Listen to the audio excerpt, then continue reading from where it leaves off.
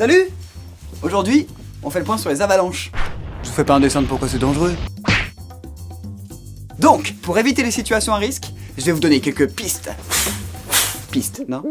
Bref, premier élément, s'informer. C'est facile, tu vas voir, même une marmotte, elle comprend. La marmotte, elle comprend. Elle a la montagne déjà. Elle les a, les pictogrammes, ok? Connaître tous les drapeaux jaunes, c'est ok. Noir, même pas la peine d'y penser. Drapeau à damier, c'est pas super. D'ailleurs, cette année, de nouveaux pictogrammes européens sont arrivés.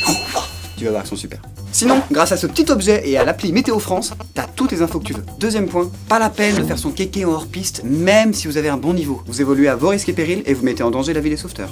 Moi je dis ça, je dis rien. Partez avec un guide pro, par exemple. Quelqu'un qui sait où sont les crevasses et les falaises. Ça peut servir. Dans les passages compliqués, descendez un par un. Et surveillez-vous mutuellement. Surtout s'il y en a un qui est plus faible techniquement ou physiquement. Avant de partir, signalez votre itinéraire et l'heure approximative de votre tour. Je suis tombé dans une crevasse, c'est clair non? Les crevasses. En forêt, beaucoup moins de risques. Faux! Et en plus, les arbres, ça fait mal. S'il y a des traces, c'est qu'on peut passer. C'est logique. Faux! Les traces ne sont pas un gage de stabilité. Vous savez pas de quand elles datent, ni qui les a faites.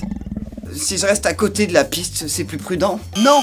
La couche de neige peut être aussi instable qu'ailleurs. S'il y a pas beaucoup de neige, ça va, hein. Archi faux! La neige qui fond parce qu'il fait beau depuis plusieurs jours, ça vous dit quelque chose? Bon, c'est vrai hein. S'il n'y a aucune trace de neige parce que vous êtes à la plage, bah là, il n'y a aucun risque d'avalanche, hein. Aucun. Il fatigue cela. 3 conseils pratiques. Si une piste est fermée, ne l'empruntez en aucun cas. Ne skiez jamais seul sur des itinéraires peu fréquentés et ne stationnez pas dans les descentes. Si malgré tout ça, vous vous retrouvez pris dans une avalanche, parfois les avalanches se déclenchent seules et on peut pas prévoir. Que faire? Premier réflexe, skier latéralement pour sortir du couloir de l'avalanche. Mettez-vous sur le côté quoi. Pas la peine de faire la course. Certaines coulées peuvent atteindre des vitesses de 400 km/h.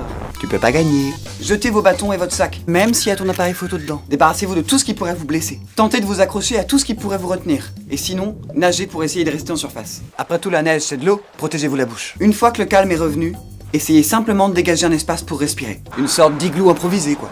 Ne hurlez pas, économisez votre oxygène. Et attendez les secours en émettant régulièrement des petits cris aigus.